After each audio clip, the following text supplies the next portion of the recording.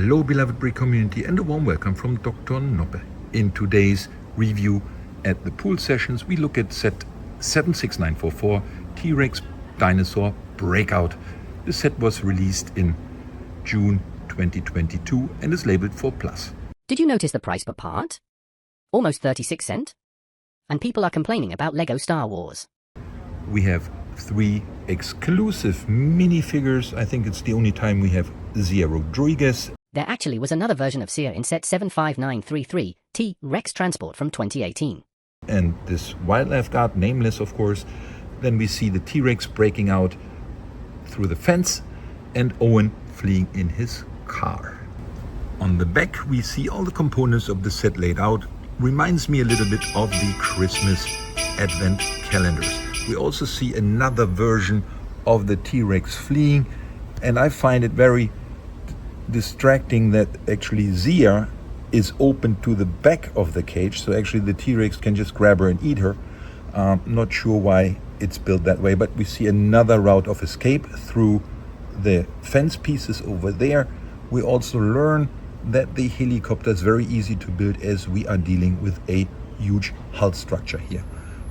The beauty of this, and we come to this later, is that all parts we see, the electric fence sign, the wildlife reserve sign, all of these pieces are prints and no stickers being used.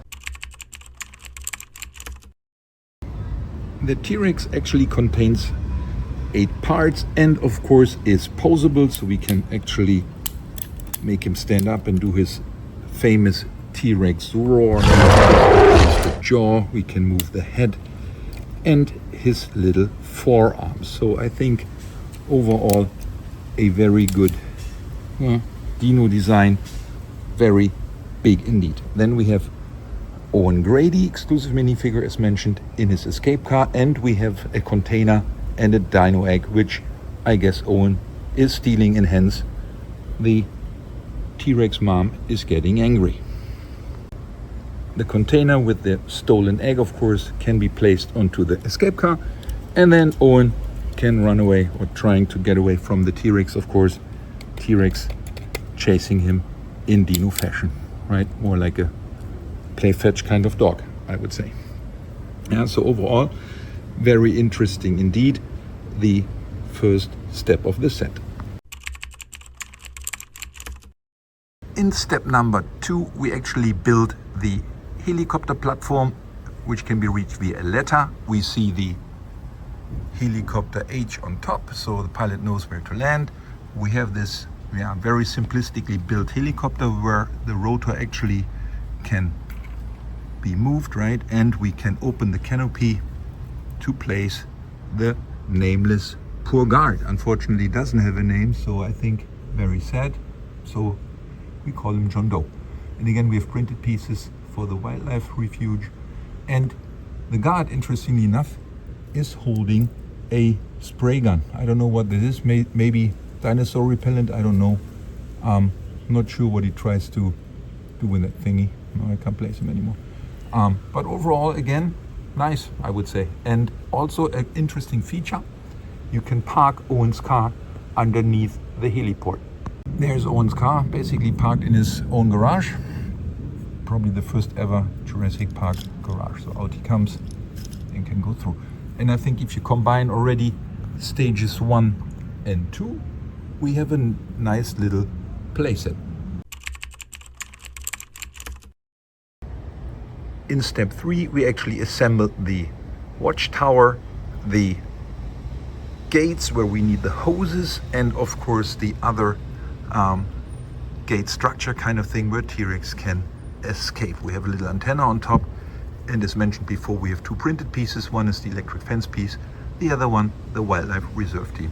But as mentioned, I think we have a little design flaw, as Zia is actually looking outwards from the gate, and if the T-Rex comes from behind, it is easy for him to snatch her up.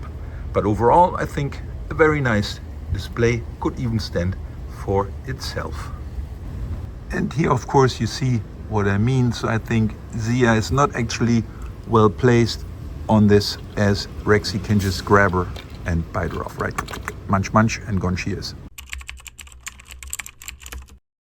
And now we have all three components together in front of the little dino scene, and we can see that overall with the Owen Grady escape car, the wildlife guard helicopter, and Zia Rodriguez's watchtower, we have a great set.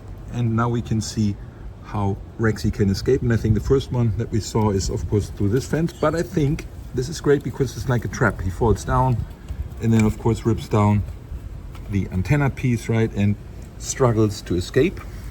If he would run away, I think it could look like this. He takes the whole fence and the whole structure goes down, right? So I think that is a nice feature.